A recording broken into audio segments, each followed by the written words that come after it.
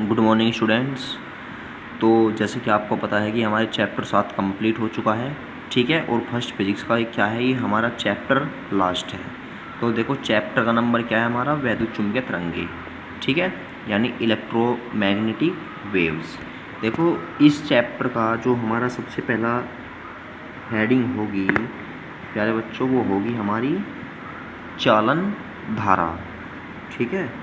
क्या होगी? चालन धारा। तो देखो प्यारे बच्चों, चालन धारा क्या होती है, देखो जो हमने विद्युत धारा वाले चैप्टर में पढ़ा था, ठीक है, वही क्या होती है हमारी चालन धारा होती है। क्योंकि सभी को पता है कि जो धारा होती है हमारी क्या होती है, वो आवेश के प्रवाह के कारण उत्पन्न धारा को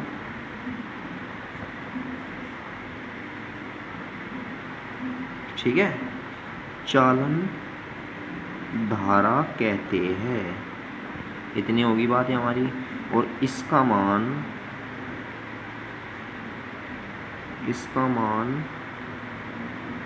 आवेश प्रवाह की दर के बराबर होता है, ठीक है प्यारे बच्चों। तो प्यारे बच्चों इसके बाद में आती है हमारी जो हमारी कुछ इम्पोर्टेंट्स भी है, विस्थापन धारा, ठीक है प्यारे बच्चों। तो नेक्स्ट क्या है हमारी, ये वैद्युत विस्थापन धारा। देखो जो हमारी विस्थापन धारा है ये हमारी किस प्रकार हुई, यानी कि जो एक मैक्सवेल वैज्ञानिक था उसने एक संधारित्र था, ठीक है, संधारित्र हुआ हमारा। और संधारित्र पर सभी को पता है उसकी एक प्लेट पर तो पॉजिटिव आवेश होता है और एक प्लेट पर निगेटिव आवेश होता है, सभी को पता है इतना।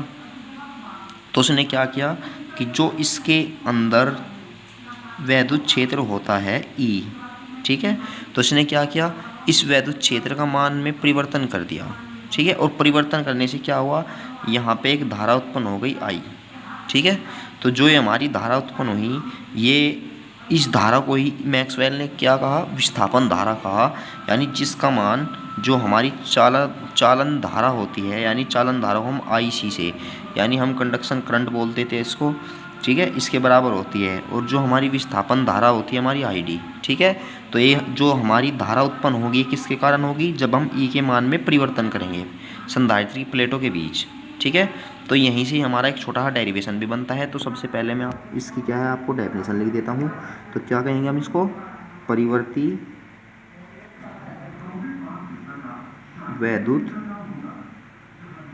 क्षेत्र के कारण, ठीक है, उत्पन्न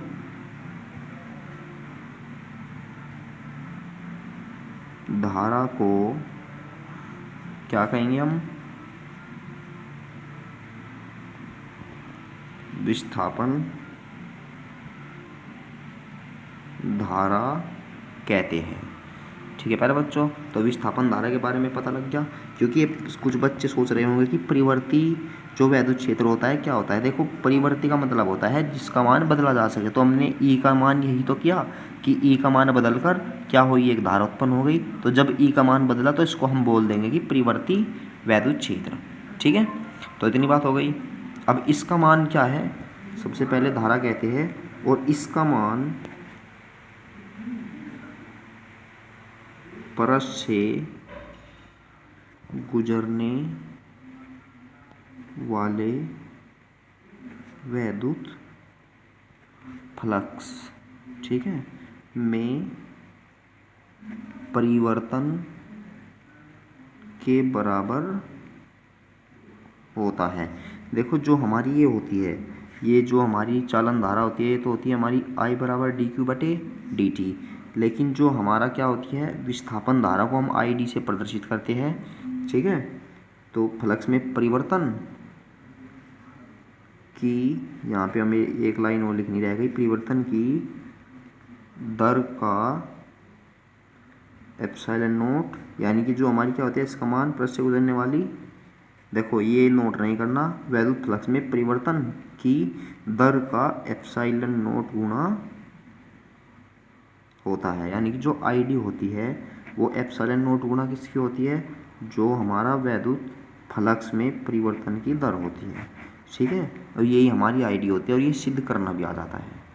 ठीक है पर बच्चों, और एक बात और, जो मैंने आपको क्या है संधारित्र बनाया है, तो संधारित्र की जो प्लेटें होती है इनके बीच में केवल कौन सी धारा होती है, विस्थापन धारा होती है। ठीक है, ठीक है, तो ये हो गया हमारी। अब देखो हम इसको उत्पन्न करेंगे, क्योंकि यहाँ से जो क्वेश्चन बनता है ये बनता है कि दिखाइए कि संधारित्र की प्लेटों के बीच उत्पन्न विस्थापन धारा का मान चालन धारा के बराबर होता है। या तो ये बन जाता है, ठीक है, या ये बन जाता है कि एम्पीयर के परिपतीय नियम का यथार्थ रूप लिखिए, या एम्पीयर मैक्सवेल का परिपतीय नियम लिखिए। ठीक है, तो यहाँ पे हम देखो सिद्ध करेंगे या, ठीक है,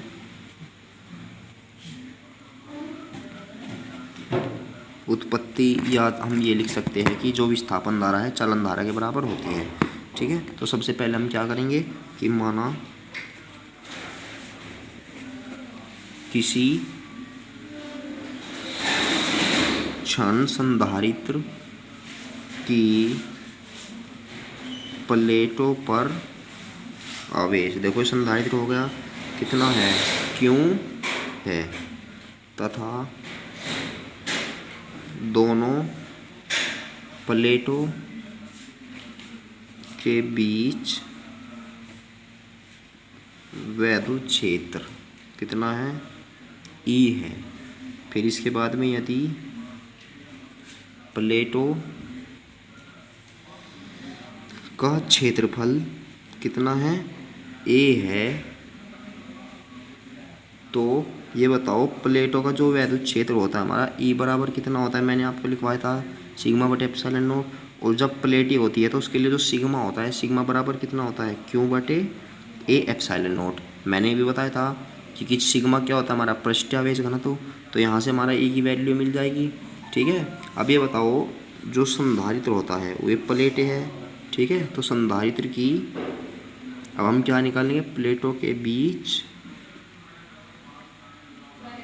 वैद्युत फ्लक्स। अब संधारित्र की प्लेटों के बीच जो वैद्युत फ्लक्स होता है फाई ई बराबर कितना होगा, ई ए। और सभी को पता है कि जो हमारी क्या है ई की वैल्यू है, यहाँ से देखो ई की वैल्यू कितनी है, क्यू बटे ए एप्सिलॉन नोट, और मल्टीप्लाई में ए से हमने ए कैंसिल किया तो फाई ई की वैल्यू कितनी आएगी हमारे पास, क्यू बटे एप्सिलॉन नोट। अब ये बताओ यहाँ से चूँकि जो आई डी बराबर होती है हमारी क्या होती है, epsilon naught D phi E upon में कितना होता है, डी टी। ठीक है, तो एप्सिलॉन नोट। अब ये बताओ यहाँ से डी बाई डी टी हमने अलग लिख लिया। ठीक है, ये अलग लिख लिया। अब जो फाई ई की वैल्यू है हमारे पास, फाई ई की वैल्यू कितनी है, क्यू बटे एप्सिलॉन नोट। अब ये बताओ जो हमारा क्या है, एप्सिलॉन नोट एक कांस्टेंट है, ये तो हमारा बाहर निकल जाएगा, लेकिन यहाँ पे क्या बचेगा, डी क्यू बटे डी टी। तो जो हमारी आई डी है, ठीक है, अभी देखो यहाँ से एप्सिलॉन नोट से तो epsilon note cancel, D Q बटे डी टी किसके बराबर होता है हमारा, चालन धारा के। तो कभी कभी हमारा एग्जाम में क्वेश्चन भी आ जाता है कि दिखाइए कि जो हमारी विस्थापन धारा है वो चालन धारा के बराबर होती है। ठीक है प्यारे बच्चों, तो आई होप इतना आपकी समझ में आ गया होगा। ठीक है, ज़्यादा भी हार्ड नहीं था। और एक बात और, जिस प्रकार सभी को पता है कि जो हमारी वैद्युत धारा होती है उसे हम चालन धारा बोल देते हैं। जिस प्रकार जो चालन धारा है, चालन धारा क्या है, जब किसी तार में प्रवाहित करते हैं तो उसके चारों ओर क्या उत्पन्न हो जाता है, चुंबकीय क्षेत्र उत्पन्न हो जाता है।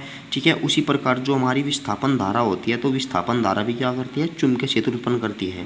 या हम ये भी कह सकते हैं कि जो हमारा परिवर्ती वैद्युत क्षेत्र है उसके कारण क्या उत्पन्न होता है, चुंबकीय क्षेत्र उत्पन्न होता है।